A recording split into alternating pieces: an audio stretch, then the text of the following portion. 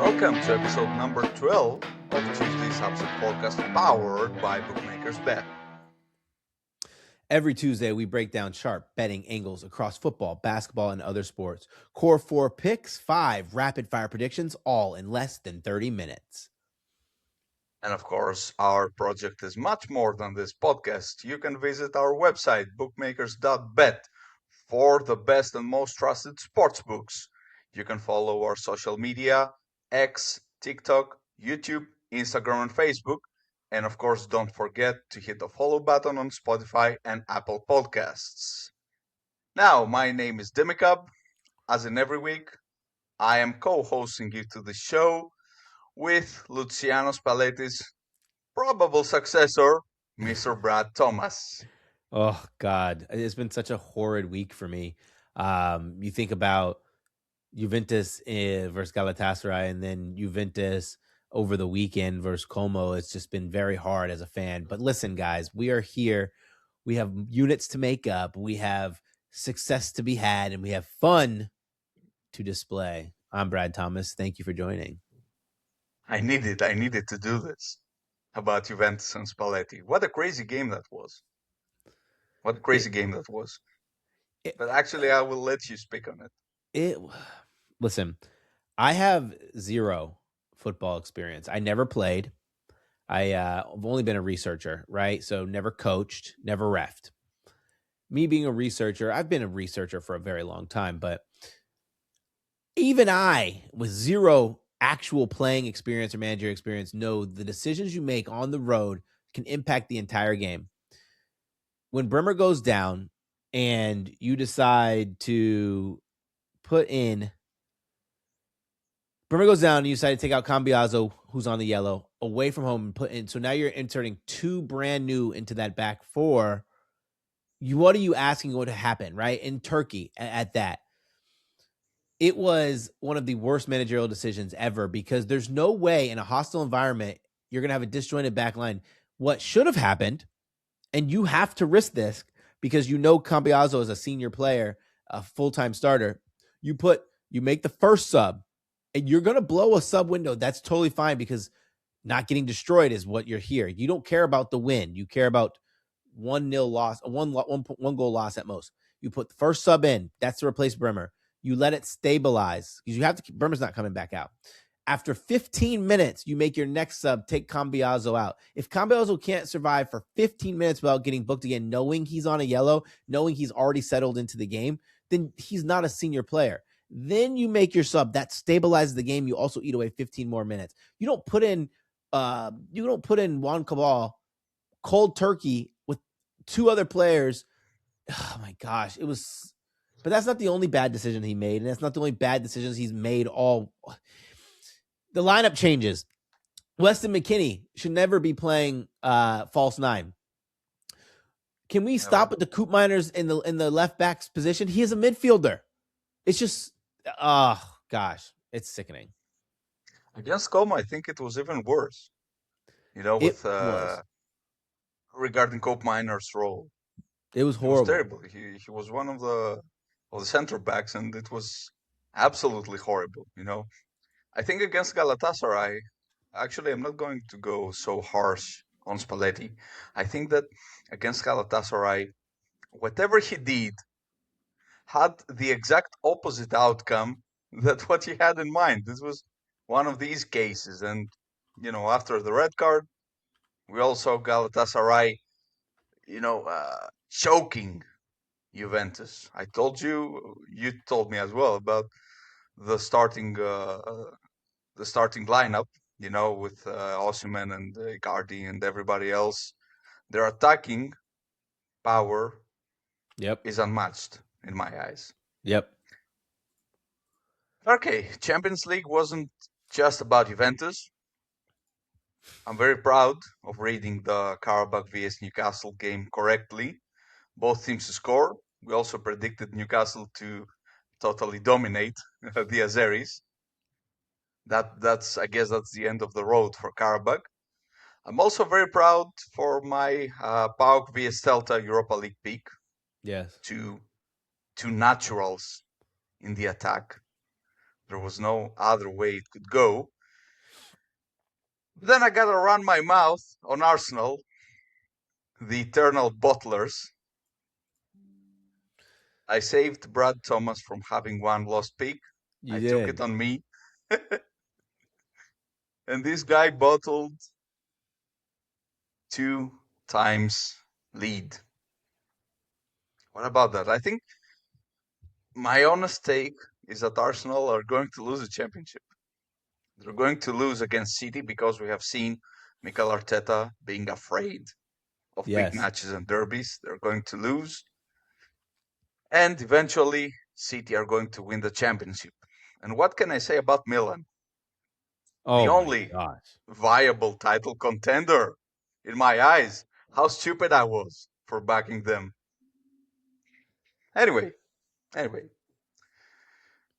I think this week is going to be better since we already have the first leg in Champions League, in Europa League. It's already played. We know how teams cope against each other. So I suggest to get into the forceful breakdowns and the lightning round. Brad, the stage is yours. Whew, thank goodness we didn't have to talk about my picks. Okay, let's start with the first one, Champions League. And it wouldn't be a Champions League podcast if I didn't talk about Juventus, right? Juventus versus Galatasaray. But before you guys get mad at me and say, Brad, we already followed you on the train about Juventus money line. I should have taken Juventus team total. I know that is my bad. I'm actually taking something entirely different. I'm taking Juventus over 6.5 corners, minus 135, 1.74 on the decimal odds. So Juventus right now are down 2-5 on aggregate. It's very tough to come back from that. You know, most teams that aren't, I would say, one of the bigger names in footy would mail it in. Like if you're a PAOK, if you are a Paphos, if you're Olympiacos, and not saying they're not big names, but I mean teams who know that they're just excited to move on to the next round. Teams who have real Champions League aspirations, they can't afford to. They can't afford to pack it in. He's not prioritizing Serie because he knows every dollar matters, especially with the big spin they're going to have over the summer. So advancing to the next round means more money. If you do not advance to the next round or you do not make Champions League in Serie A, that limits what you can do over the summer. So what do I expect from this Juventus team? I expect a very aggressive attacking lineup. And when they played against Galatasaray in the first leg, I already mentioned it. Wes McKinney played the false nine, and they had Koopmeiners, Locatelli, and Kefron in the midfield. Chico played out wide, and Yildiz played left. I actually think there's going to be a lot of different lineups throughout this game. First one, I think Jonathan David's going to premiere up top. Whether he plays a lot or he's featured in this match, Chico going to be out to the right, and that's Conceição. And there's a question behind Yildiz, but with the possibility of Yildiz being out, right? If he's out, that puts Jeremy Boga out left. What does that mean? Pace and width. Pace and width. I think that's the only way you can attack this team being down. I'm taking over 6.5 corners because pace, width, shot volume. It's going to be shots, shots, shots. Let's not forget, this is a Juventus side that had 5 corners, 3 corners while down a man in this match. Away from home, while only having 38% of the possession. They're going to dominate possession. And even if Juventus somehow score 3 quick goals, right? Because that would be the only bugaboo. There's still a Juventus team that loves to play on the front foot at home. They dominate possession at home. They're averaging about 6.08 corners at home in Serie A right now. So I like them to get 7 corners. And this is probably one of my strongest bets that I've given out on this show thus far. Before adding my opinion on your pick, I have to say that it's a bit sad that Jeremy Bogai's Juventus is third or fourth Yep. choice on the wing. How low has this team gone? Anyway, yeah. My read on this game is pretty much similar to yours. I also don't expect Galatasaray to defend. I surely expect Juventus to go and all-out attack from the beginning, but I also expect Galatasaray to find their chances. I Yep. don't think there's a single chance of Juventus qualifying from this matchup. I'm sorry, man. It's just my take, but I do expect around 13 or 14 corners on this game. The line, I think it's 9.5 at the moment, or 10.5. Not sure. I don't have it in front of me, but I do expect Juventus to win on corners. That's a good bet as well. Maybe with an 1.5 spread Yep. on corners. So yes, I'm gonna back this. I'm gonna back this one too. Love to hear that. And actually, I know that you're backing mine because I'm going to Inter vs Bodo Glimt. First, let's see what we had in the first game in Norway. We had the classic case of Bodo Glimt dragging their opponents to their cave and beating them up to death. Yep. That's what they always do. That's what all their European football success is based on, their home advantage. But the common factor in each of their successful European games is that they never dominate. We saw it in the first leg. We saw Inter being better in possession, 58% to 42%. We saw Inter creating more ex-goal chances, 1.56 to 1.2. However, as I said, Bodo are much more efficient than their opponents. Their 1.2 ex-goal chances were converted to 2.85 ex-goals on target. We've seen it. We've seen it happening last year against Olympiacos, against Tottenham, against Lazio, when Bodo Glimt reached to the semifinals. We saw it happening one more time against Inter last Wednesday. I think that Bodo, one way or another, are able to find one goal. They did find a goal in all their away league phase games. They found 2 goals in 3 of their 4 away league phase games. They found 2 goals in Westfalenstadion against Borussia Dortmund. They found 2 goals away at Madrid. That's how they qualified as well. But this is all about their mediocre to bad defense. I don't think finding a goal against Inter will do much for them.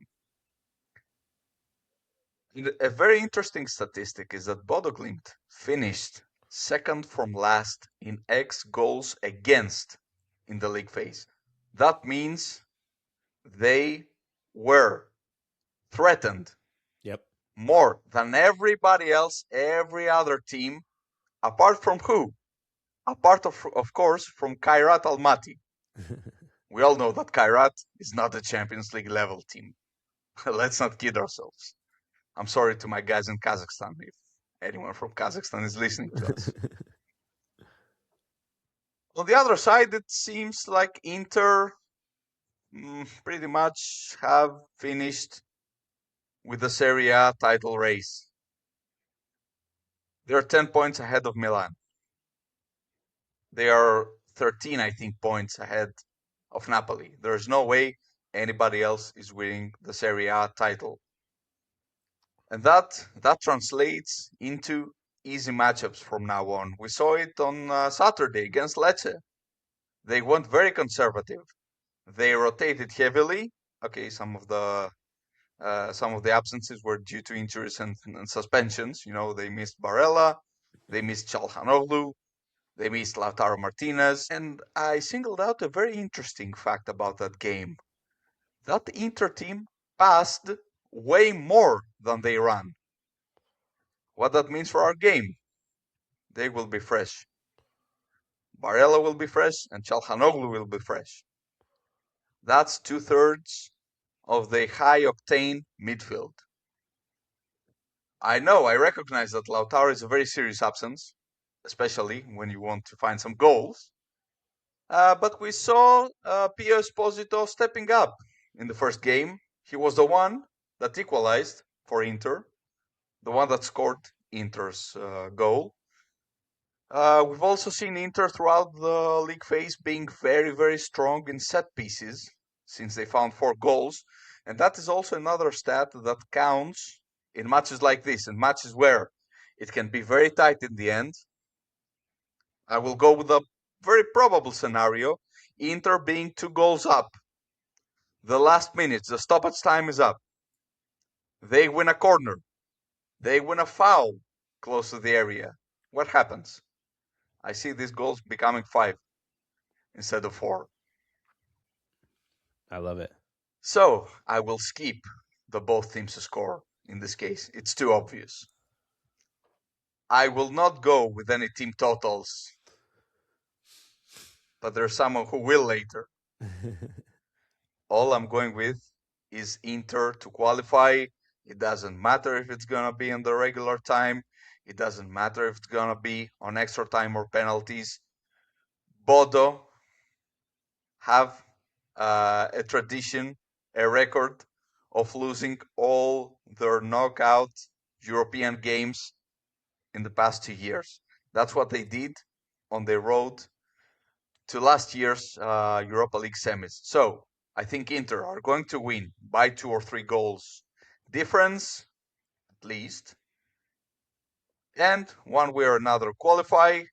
You can find that on average odds of 1.80. I will not go too deep into this because, listen, I like it. I appreciate it. And I'm a fan. Okay. I'm going to go to the Premier League, though. And my Premier League pick, I tried to fade this team once last week. Did not work. I'm going back to fading them. Brighton versus Nottingham Forest. I'm taking Forest plus 0.5 on the handicap, minus 130 or decimal odds of 1.77. Okay. Do we get excited or do we rate Brighton for having their best performance of the season against Brentford? They scored 2 goals on an XG of 1.09. They had 2 big chances in that game, which means that's 100% conversion rate. Yes, of the 11 shots they took, 7 of them hit the target. They weren't, I don't want to say they weren't the better team. They weren't fantastic, right? Brentford had an XG of 1.6, probably should have scored 1 or 2, a couple bad missed chances, but it never really felt like Brentford should have won the game. But I don't know if Brighton were impressive. Now they're going back to the Amex, and I'm not really that scared of them going back to the Amex. They haven't been great at home so far this season, and they haven't been great coming into this.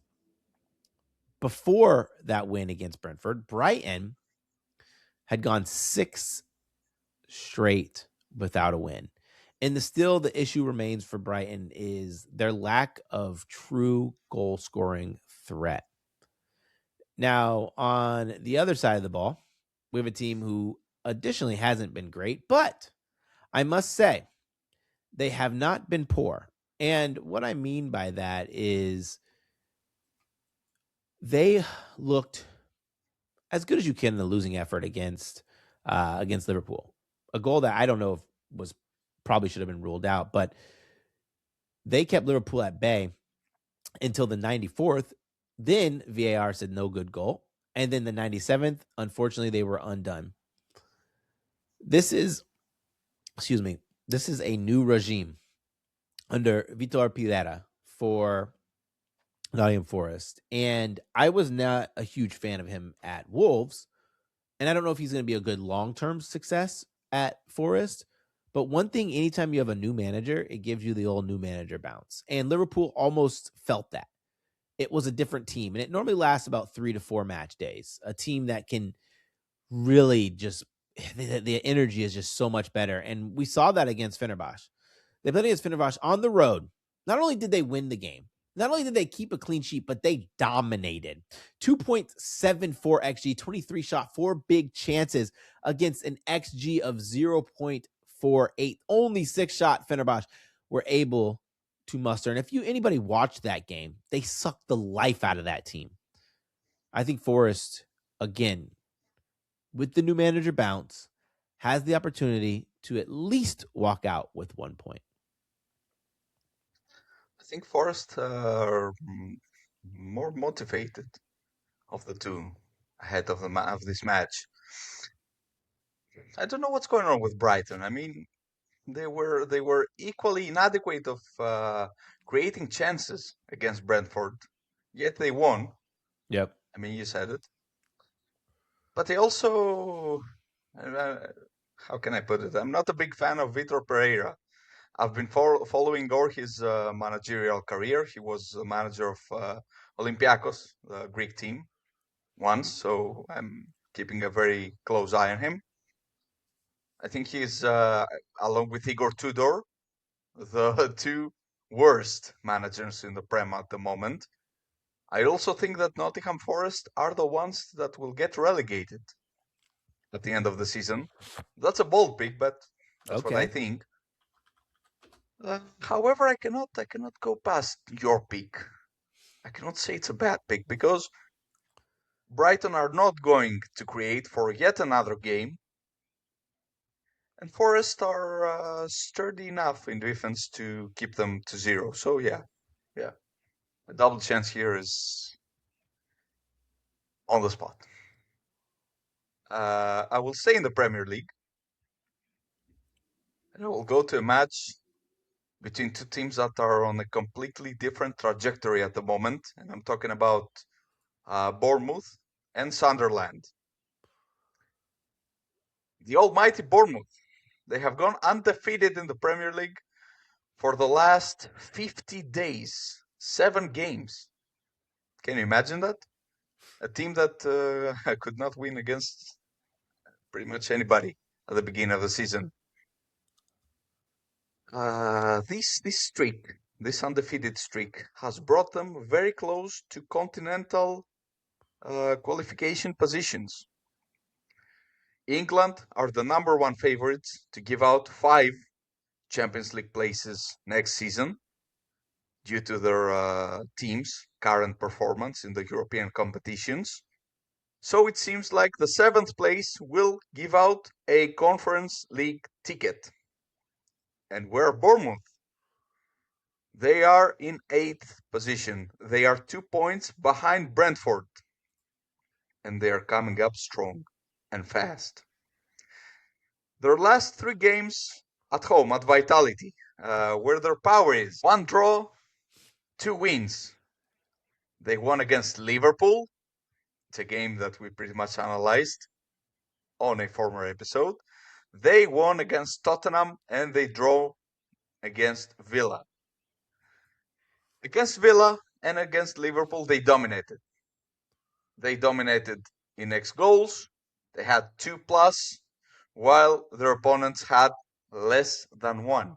And we're talking about 2 matches against 2 teams that are on the top 5 of the Premier League. We're not talking about Burnley or Leeds or whatever. We're talking about Villa and Liverpool. As I told you before, the vitality is their power. They have lost 2 games, they have won 6, they have drawn 5. That means 2 losses in 13 games. And they're hosting a, I won't say terrible, because Sunderland has shown us that, they can go, but not anymore. I will say that they're going up against a demotivated team. They have started the season very strongly, but right now they're on a downward spiral. They are 11 points away from relegation, so I think this just looks convenient in my eyes when it comes to the relegation battle. They have 3 straight losses, and they have 4 losses in the last 5 games. They only won against Burnley. We saw them against Fulham on Saturday. This was their last game. They were terribly inefficient. Both teams were equal in X goals, but still Fulham won 3-1 in the Stadium of Light. And the worst part in that game is not losing to Fulham. Okay, Fulham side, which is decent. They're a mid-table team. The worst part is that they lost three of their most crucial members of the starting lineup. They lost Brobbey, their top scorer. They lost Nordi Mukiele, who is by far their best defender. And they also lost Jocelyn. And with Reynildo and Sirkin already out, I don't even know what lineup they're going to put on the field against Bournemouth. So this is the perfect opportunity for Bournemouth to take the win and get closer to the European places, which we're going to back at 1.83 odds. Of course, you must visit Bookmakers Bet and shop around for the best set of prices. Well, you guys know what time it is. It is time for the quick hitters. 5 picks, one-liners in and out in the lightning round. First pick, I'm going with Cognizant Classic in the Palm Beaches, Michael Thorbjornsson to win the tournament at plus 2900. Thorbjornsson had a terrible Pebble Beach, but before that was playing lights out golf. He should be a specialist at a course that rewards good driving strength, but also a place you can go very low. I am going to break the protocol and let you hit your second lightning round pick as well. Back to Okay. back. I'm going to go back to the Cognizant Classic, and I'm going Johnny Kiefer top 20 with ties plus 210. Johnny Kiefer, a bunch of top 40s recently. He's playing at a golf course that should shoot his game a little bit better, a place where he can go low. And if you think about it, he's been doing these in really tough fields, top 40s. Well, you eliminate 20 of the best golfers. That puts him right around that 20 to 21 range. I think he has a real chance to win this tournament. For my first lightning round pick, I'm going to the Europa League and I'm taking Genk to win against Dinamo Zagreb.